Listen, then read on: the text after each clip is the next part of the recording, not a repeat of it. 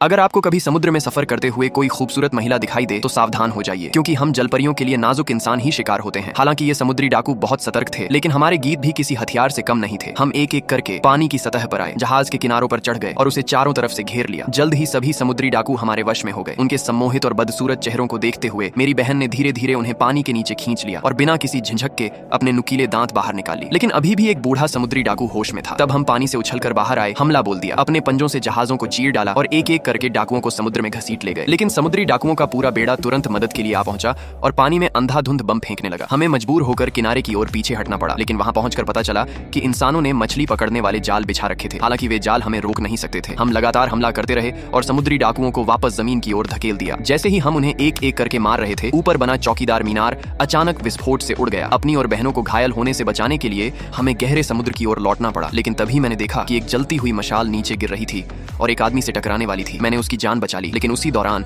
मेरी पूंछ छिद गई। फिर एक गिरता हुआ लकड़ी का बक्सा मुझ पर आ गिरा और मैं उथले पानी में फंस गई। लेकिन इससे भी ज्यादा डरावनी बात यह थी कि उस आदमी ने मुझे देखते ही पलटकर अपनी तलवार मेरी पूंछ में घोंप दी। अगले ही पल ऊपर से एक जाल गिरा। मैं समुद्री डाकुओं के हाथों पकड़ ली गई। मैंने उसकी जान बचाई थी, लेकिन उसने मुझे धोखा दे दिया। समुद्री डाकुओं ने मुझे पानी से भरे एक टैंक में बंद कर दिया। लेकिन कुछ ही देर में मेरा दम घुटने लगा। उस आदमी ने मेरी परेशानी देखी और बिना एक पल घंवाए अपनी तलवार निकालकर टैंक का ढक्कन खोल दिया। मैं आगे झपटी और गहरी सांस लेने लगी। मैंने सोचा था कि जिस आदमी को मैंने बचाया था, जिसका नाम फिलिप था, वह भी समुद्री डाकुओं में से एक है। तभी मुझे पता चला कि वह तो केवल एक सीधा सादा मिशनरी था। समुद्री डाकू उस टैंक को लेकर आगे बढ़ते रहे, लेकिन रास्ते में कोई एक पेड़ की टहनी से ठोकर खा गया। टैंक टूट गया और मैं बाहर गिर पड़ी। पानी से बाहर आते ही मेरी पूंछ धीरे धीरे इंसानी पैरों में बदलने लगी, जिसे देखकर सभी समुद्री डाकू हैरान रह गए। जैसे ही उनकी निगाहें मुझ पर टिक गईं, मैं घबरा उठी। तभी फिलिप ने अपनी शर्ट उतारकर मुझे ढक दिया। बूढ़े कप्तान ने मुझे खड़े होकर चलने का आदेश दिया, लेकिन पहली बार पैर मिलने के कारण मैं चल ही नहीं पा रही थी और जल्द ही जमीन पर गिर पड़ी। कप्तान की जान से मारने की धमकी का सामना करते हुए मैंने डर के मारे अपना शरीर समेट लिया। लेकिन फिलिप आगे बढ़ा। उसने मुझे अपने कंधे का सहारा दिया और बड़े प्यार से उठाकर खड़ा कर दिया। उसने मुझे कभी अकेला नहीं छोड़ा। जब पूरा दल आखिरकार आराम करने के लिए रुका